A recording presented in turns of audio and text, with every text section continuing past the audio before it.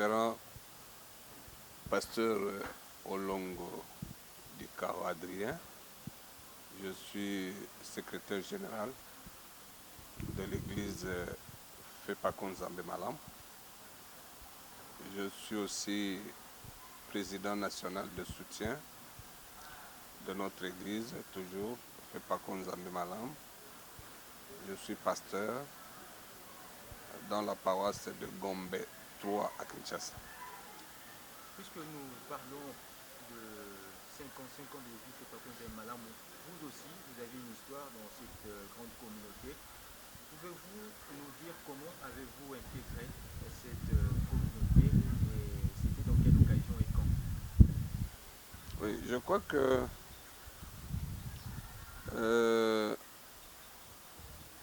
le livre de Jean 15, 16, le Seigneur dit à chacun de nous que c'est lui qui nous appelle. C'est lui qui m'a vu et c'est lui qui m'a appelé au travers son serviteur, l'apôtre Aïdi Nabala, qui est donc le fondateur de notre église Fepakon Nzambe Malam. J'ai été appelé par le Seigneur au travers ses prédications et donc depuis 1981, j'y ai répondu à l'appel du Seigneur Jésus-Christ. J'ai été baptisé et j'ai commencé à le suivre comme Seigneur et Sauveur et commencé aussi à travailler dans son œuvre au sein de l'Église. Alors, puisque vous avez évoqué le nom d'Aïdi Nabala, qui représente pour vous Aïdi Nabala? Aïdi Nabala, c'est un personnage, c'est un apôtre, pour moi, que je ne peux pas facilement décrire parce qu'il a une très longue histoire et au travers lui, beaucoup d'âmes, beaucoup de serviteurs ont reçu le Seigneur Jésus-Christ à travers Kinshasa, le Congo et le monde entier. Mais je retiens beaucoup de choses de ce personnage-là, de notre apôtre Aïdi Nabala, parce que à cette époque-là, j'étais encore soutien. J'étais président du comité de soutien. Et de temps en temps, on s'y rendait pour obtenir la bénédiction auprès de lui. Presque chaque mois, le comité national de soutien allait le voir et il nous répétait souvent une chose. Il dit, mes fils, mes enfants, moi je vous ai amené un vrai Jésus-Christ. Ce Jésus-Christ-là, il faut continuer à le suivre jusqu'à la fin de votre vie. Et après que le Seigneur leur a appelé, paix à son âme, nous avons continué et nous continuons avec ceux qu'il a donc, ceux qui l'ont remplacé, parce qu'après lui, il y a eu notre papa Pefa qui l'a succédé. Et ça, c'est la parole que j'ai retenue de l'apôtre Aïdi Nabala. Il dit, je vous ai amené un vrai Jésus. Et quand vous priez, dites toujours le Dieu d'Aïdi Nabala. Parce que je vous ai amené un vrai Dieu. Et ça, nous l'avons tous vécu. Et si nous sommes en vie aujourd'hui, c'est grâce à ce Jésus-là qu'Aïdi Nabala nous a amenés. Le Seigneur l'a rappelé, paix à son âme, et nous avons continué à servir Jésus au travers son apôtre Péfa, qui m'a aussi marqué dans sa vie, parce que j'étais très en contact avec lui. Mais je retiens de lui, au travers tout le travail qu'il a pu abattre durant toute sa vie au sein de l'Église. Il a continué l'œuvre qui a été laissée par notre papa Aïdine Abal. Moi, au long où je retiens de lui une chose. Un jour, il m'a appelé dans sa résidence. Je suis arrivé. Il est sorti de là. Ça, c'est l'apôtre Péfa. Il est sorti et moi, je me suis agenouillé devant la porte. Il dit, bon, je vais prier pour vous. Il m'a imposé les mains. Il a dit seulement une chose. Il a dit en lingala, Kombo Nayo Ezala Kilo, partout où vous irez. Puis c'est fini, il a arrêté la prière. Puis je suis rentré, j'ai reçu ma bénédiction et puis je suis rentré. Et c'est un homme qui m'a aussi marqué par une simplicité déroutante, par sa générosité, par son amour et par sa perspicacité dans le travail du Seigneur. J'ai connu aussi notre maman, Enviko Iwada Hélène, paix aussi à son âme, qui a continué l'œuvre du Seigneur.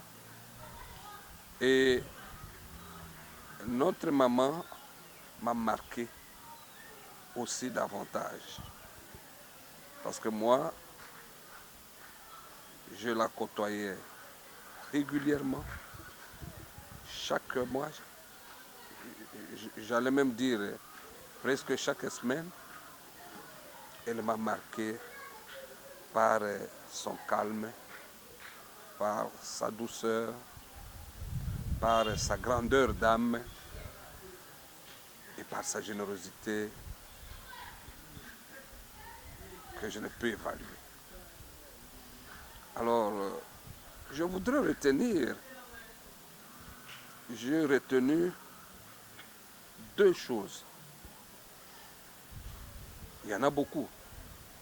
Même pour Moussaïdine et tout ce que je viens de citer ici, il y en a beaucoup.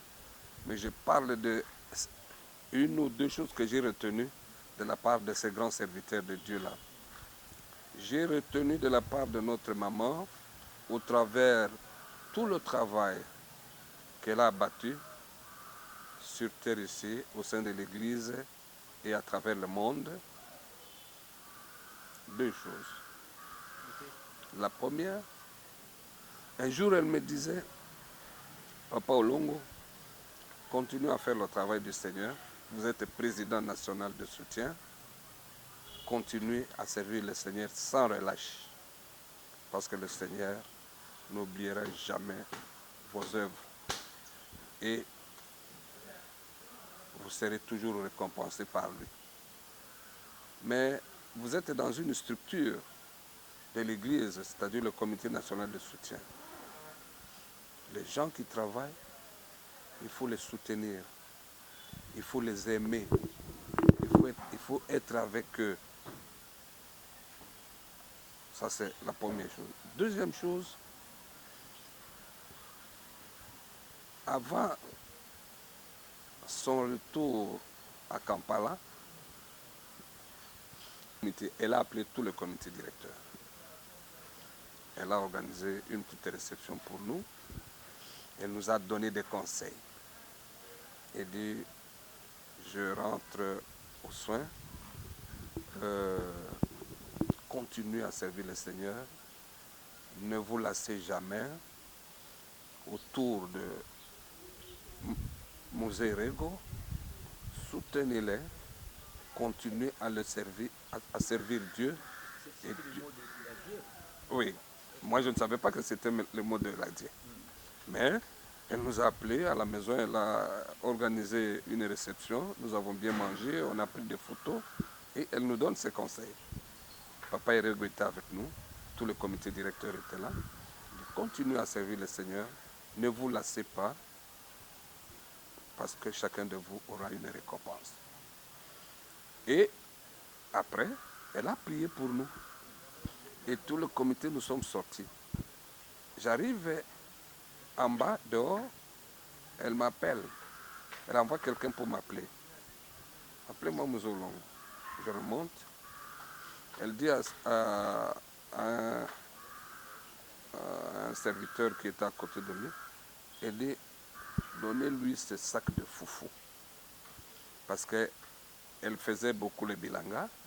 Et cette fois-là, il y a eu des foufous qui sont venus de ces champs. Elle dit, donnez à Papa Olongo ce sac de foufou. Et sur place là, on m'a donné un grand sac de foufou que j'ai amené. Et nous sommes rentrés. Et depuis lors, le Seigneur a rappelé sa servante auprès d'elle. Et ça m'a marqué profondément. J'ai dit que maman était en train de nous prodiguer, de nous dire en quelque sorte qu'elle avait déjà terminé son parcours. Ça m'a marqué jusqu'au jour. Et enfin, Dieu nous a donné encore un homme extraordinaire, c'est l'apôtre Erego Aïdine. L'apôtre Erego Aïdine, depuis l'époque de Papa Aïdine, moi j'étais avec lui toujours très collé. Toujours. On était ensemble. Je le côtoyais de temps en temps. Et aujourd'hui que le Seigneur lui a appelé pour le servir et pour diriger cette grande église, c'est un papa à moi qui me marque par l'amour qui habite en lui, mais aussi par sa perspicacité dans le travail du Seigneur. Il ne recule pas. Et il y a beaucoup de choses qui sont au travers de lui comme des enseignements qui demeurent en moi, au travers les enseignements bibliques, les prédications qu'il nous donne tous les jours, mais les actes qu'il pose sont aussi des enseignements profonds pour moi. C'est un homme qui a une foi extraordinaire. Vous êtes devant lui, il est toujours positif, quelle que soit la situation, quel que soit l'événement. Il vous dit, rien n'est impossible à Dieu, comme le livre de Luc chapitre 1, verset 37 le dit, rien n'est impossible à lui.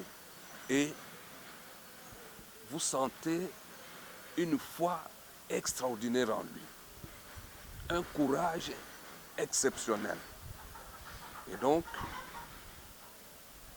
au moment où il est en train de diriger cette grande église, nous tous, nous constatons, particulièrement moi, des œuvres grandioses qu'il est en train de faire. Des œuvres extraordinaires qu'il est en train de faire. Le Seigneur est en train de travailler avec lui sans relâche. Et c'est un homme, pour moi, qui est une très grande référence dans ma vie. Donc sa présence me réconforte toujours parce qu'il a une foi extraordinaire. Une foi que, au travers de notre église, je n'ai jamais vue au sein de l'église. Et donc, je suis très, très, très, très ravi de l'avoir comme... C'est ce qui m'a marqué le plus dans les 55 ans que l'Église va bientôt atteindre, c'est l'évangélisation. C'est la manière dont l'évangélisation se fait au sein de l'Église. C'est la manière dont Jésus opère au travers de ses serviteurs. Il y a quand même une différence avec les autres. Parce que et la manière dont Jésus opère les miracles au sein de notre Église. L'évangélisation, le niveau de l'évangélisation tel qu'il est en train d'augmenter, la manière dont Jésus opère les miracles dans notre Église et les enseignements qui sont vraiment originels, qui ne sortent pas de l'enseignement de Jésus-Christ, de la Bible, et dont on n'ajoute pas, on ne retranche rien. J'ai eu l'occasion de parcourir le monde, mais l'évangile tel qu'il est prêché au sein de l'église Fepako Nzambe Malam n'a pas d'égard. N'a pas d'égard. Parce que nous sommes en train de prêcher vraiment la parole originelle telle que l'apôtre Aïdine nous a appelés et telle que les autres grands serviteurs de Dieu ont continué l'œuvre. Donc c'est ça qui me marque beaucoup plus pendant les 55 ans. C'est l'originalité, c'est l'évangélisation, c'est les miracles tels que le Seigneur continue à opérer à travers ses serviteurs et la constance dans les enseignements, la constance dans la doctrine, la constance dans le travail du Seigneur. J'assume mes 3 fonctions parce que je suis secrétaire général, je suis président national de soutien, puis je suis pasteur à la paroisse de Gombe 3. Je crois que ce sont de lourdes responsabilités et je m'en remets toujours au Seigneur Jésus-Christ pour qu'il enseigne, lui qui m'a appelé et qui m'a confié toutes les 3 fonctions au travers son serviteur, le représentant légal, le chef spirituel de notre église, Papa Eric Badin, lui qui m'a donc confié ces charges. Il le dit lui-même dans le livre de Jean 15-16, il dit « C'est moi qui vous ai appelé, c'est moi qui vous ai établi ». Et c'est lui qui nous donne les possibilités de pouvoir accomplir les tâches au travers les 3 fonctions. Donc, c'est par la grâce du Dieu, du Seigneur Jésus-Christ, c'est par sa soutenance que nous essayons d'assumer toutes les 3 fonctions au sein de l'Église. Et aussi, je voudrais au travers de tout ça remercier le représentant légal, chef spirituel, Papa Eric Badin, pour m'avoir confié toutes ces charges-là. Moi qui n'ai rien, qui est le plus petit de tous, mais son Seigneur, à travers lui, a préféré me confier toutes ces charges-là.